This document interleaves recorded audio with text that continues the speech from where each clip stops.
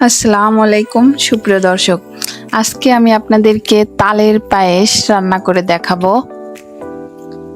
এই তালের সিজনে তালের পায়েস রান্না না করলে হবে? চলেন আমি কিভাবে তালের পায়েস রান্না করি সেটা আপনাদের সাথে শেয়ার করব।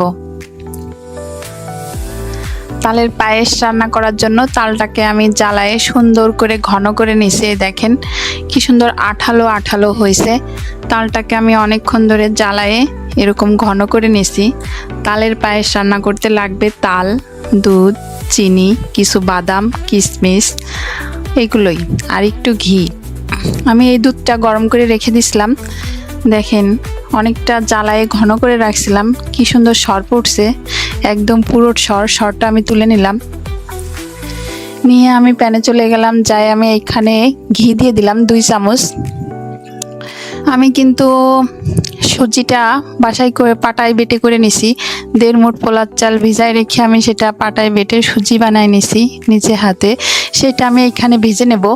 আমি এখানে দিয়ে দিছি 2 চামচ ঘি, 3-4টা সাদা এলাচ, 2 টুকরা দারচিনি, 2টা তেজপাতা। এটা দিয়ে সুন্দর করে নেড়ে নেব।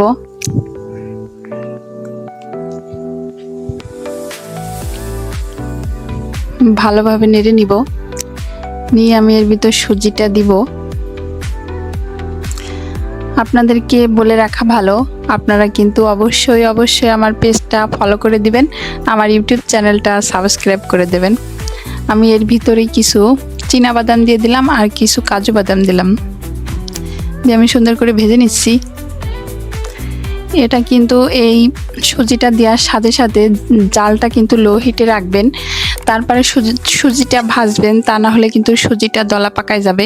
আমি এখানে দিয়ে দিলাম অনেকগুলো কিশমিশ দিলে অনেক মজা লাগে। দিয়ে আমি সুন্দর করে ভেজে নিচ্ছি, একদম লো হিটে ভাজছি। ভেজে আমি সুজিটা পাশে রেখে দুধটা আর একটু গরম করে নিচ্ছি। এই দুধটা কিন্তু আমাদের বাড়ির দুধ, বাড়ির গরুর দুধ, খাঁটি দুধ এক রকম বলতে পারেন, একদম মাঠে ঘাস খাওয়া গরুর দুধ। আমি এর ভিতরে সুজিটা দিয়ে দিলাম। আর সুজিটা দেওয়ার সময় আপনারা অবশ্যই জালটা লো হিটে রাখবেন আর অনবরত নাড়তে থাকবেন, তা না হলে কিন্তু দলা পাকায় যাবে। আমি এখানে 4টা সাদা এলাচ গুঁড়া করে নিছি, নিয়ে সুন্দর করে নেড়ে নিচ্ছি ভালোভাবে। এটা কিন্তু অনবরত নাড়তে থাকতে হবে, তা না হলে কিন্তু দলা পাকায় যাবে। আমি এখানে 1 চিমটি লবণ দিছি, আর দিয়ে দিলাম কিছু কুচি করে রাখা নারকেল। এই দেখেন নারকেলটা আমি এভাবে কুচি করে নিছি। আরও কিছু নারকেল আমি কুড়ায় রাখছি, এই যে এই কুড়ানো নারকেলটাও দিয়ে দেবো। কুচি করে রাখা নারকেলগুলো দেওয়ার কারণ হচ্ছে দাঁতের নিচে পড়লে অনেক মজা লাগে, তাই কুড়ানো নারকেলটা দিয়ে দিলাম। দিয়ে সুন্দর করে নেড়ে নিচ্ছি। অনবরত নাড়তে হবে, তা না হলে কিন্তু দলা পাকায় যাবে।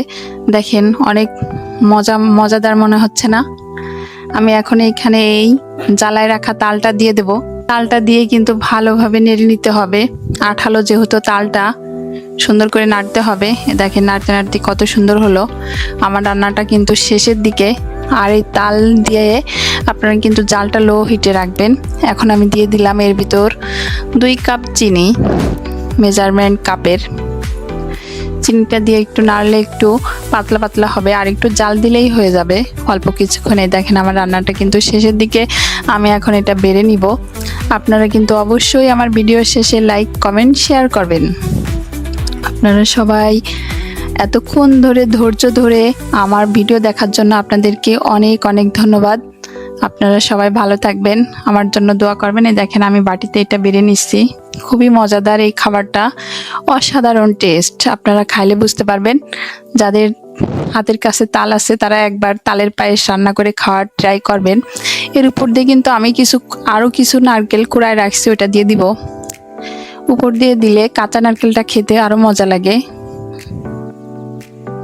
যে আমি নারকেলটা ছিটাই দিচ্ছি। আপনারা সবাই অবশ্যই ভালো থাকবেন, আর আমার ফেসবুক পেজটা ফলো করে দেবেন, ইউটিউব চ্যানেলটা সাবস্ক্রাইব করে দেবেন। আল্লাহ হাফেজ।